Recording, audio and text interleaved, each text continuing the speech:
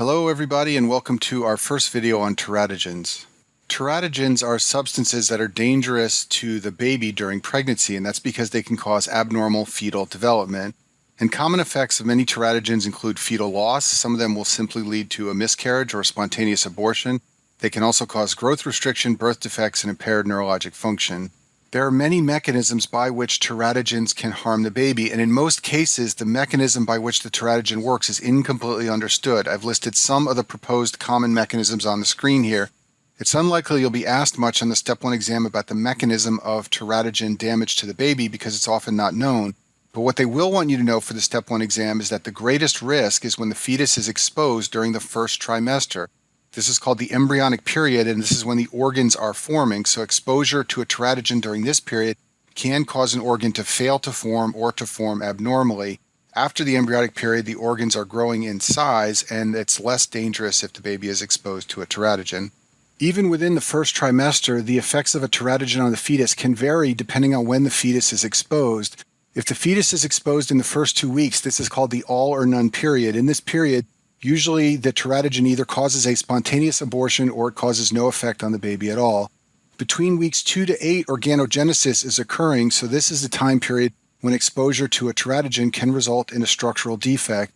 And then after 8 weeks, all the organs and limbs are formed, so a teratogen can cause decreased growth. It sometimes causes central nervous system dysfunction, but it usually does not lead to a birth defect if the exposure is after week 8. All the items I've listed on this slide are potential teratogens. In this video, we're going to focus on drugs that a mother may take during pregnancy that can damage the baby. In the second video on teratogen, I'll talk about all these items here. And then finally, I have a separate video on the porch infections, which are dangerous to the baby during pregnancy.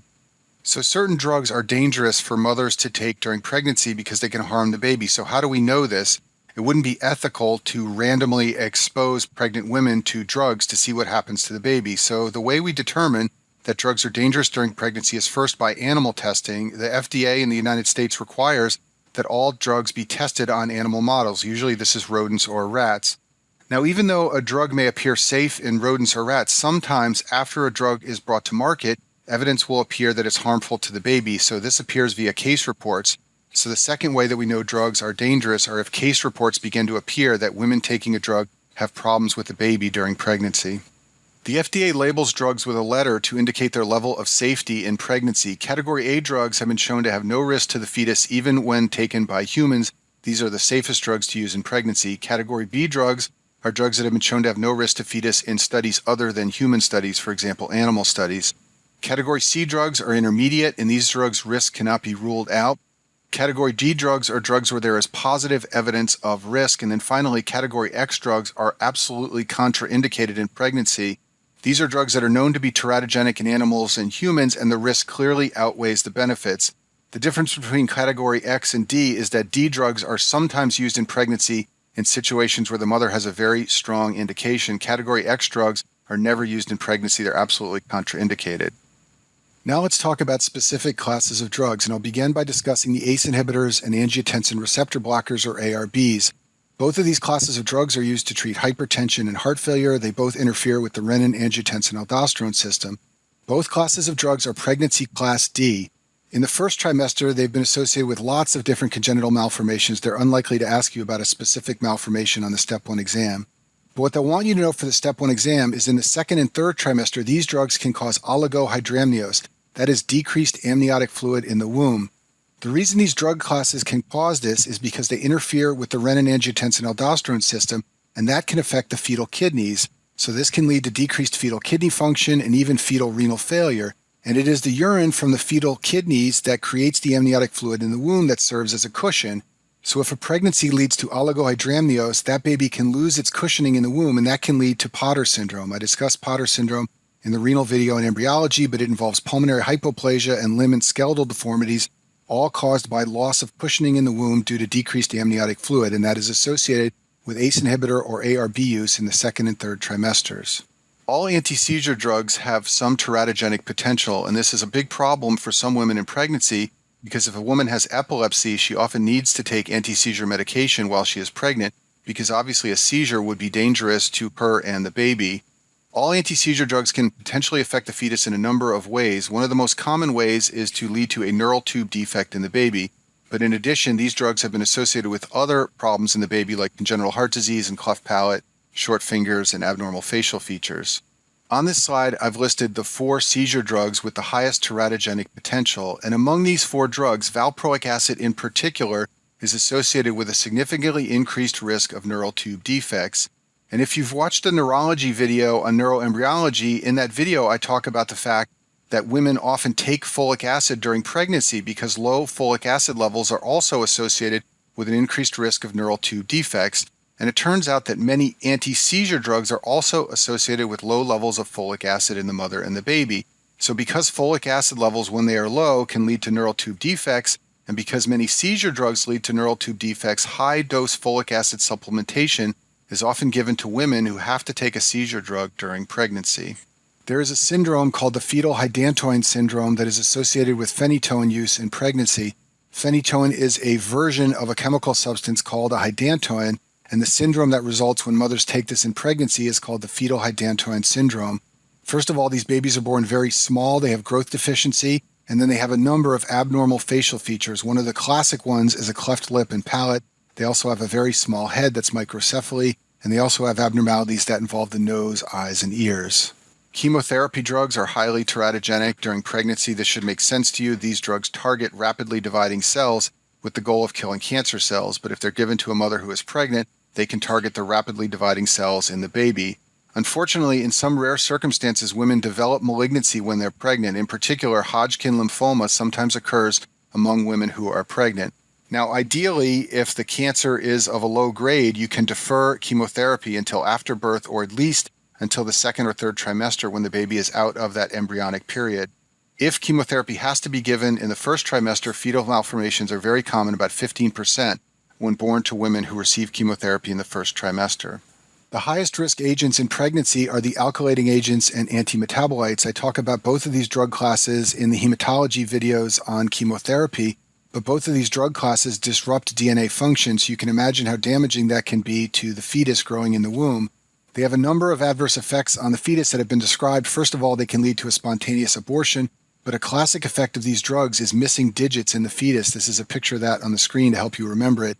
In addition, though, they've been associated with lots of other fetal anomalies. Isotretinoin is a derivative of vitamin A, and it's used to treat acne. It is pregnancy class X. Women who become pregnant while taking this drug have a 20% risk of having a miscarriage or spontaneous abortion. Among women who do carry their baby to term, embryopathy is present in 20 to 30% of the live births. This includes abnormal facial features like low ears and wide-spaced eyes, also congenital heart disease and hydrocephalus.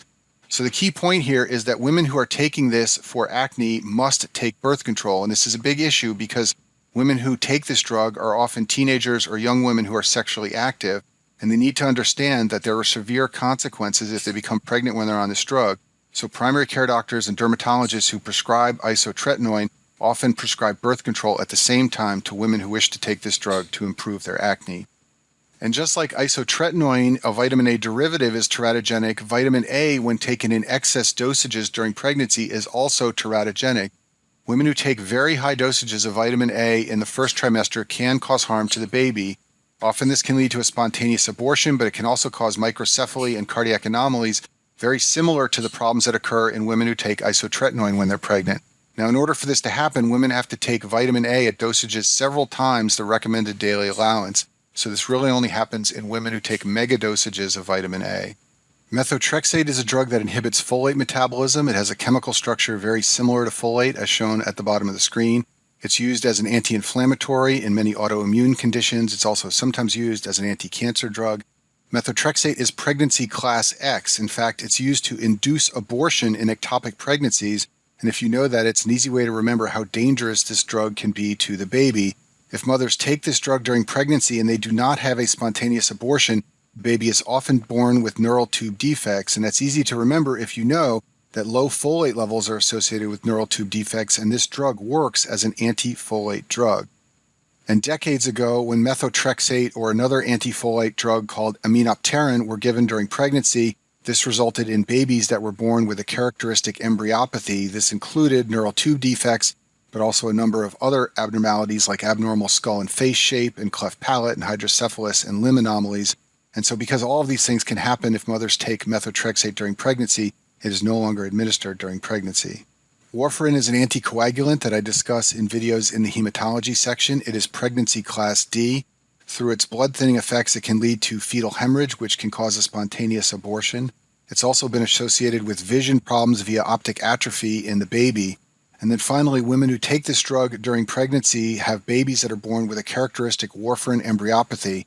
This includes a number of bone and cartilage abnormalities. One of the classic findings on X-ray is the presence of stippled epiphyses. These are small, round densities on X-rays seen in the bones. If you look at this X-ray here, you can see all these white dots near the top and bottom of the two bones shown in the image. Those are stippled epiphyses, a classic finding of warfarin embryopathy. Other findings also involve the bone and cartilage. These are things like nasal hypoplasia and limb hypoplasia. Methimazole is a drug used to treat hyperthyroidism. It is pregnancy class D. First of all, it can disrupt thyroid function in the baby. This can lead to fetal and neonatal hypothyroidism. In addition, it's associated with a number of fetal anomalies. The classic one is aplasia cutis. This is absence of a patch of epidermis on the scalp. Usually it's a solitary defect of the scalp in about 70% of cases. And in a board question, they will describe a baby born with a missing patch of skin or hair. When you hear that description, you should think that the mother may have taken methimazole. Now, methimazole is a very effective drug for hyperthyroidism in pregnancy, so it's sometimes used in the second or third trimester once the baby is out of that embryonic period. But in the first trimester, it is not used, and the drug of choice in the first trimester is propylthiouracil. It's a related drug that's slightly less effective, but it's safe in that embryonic period.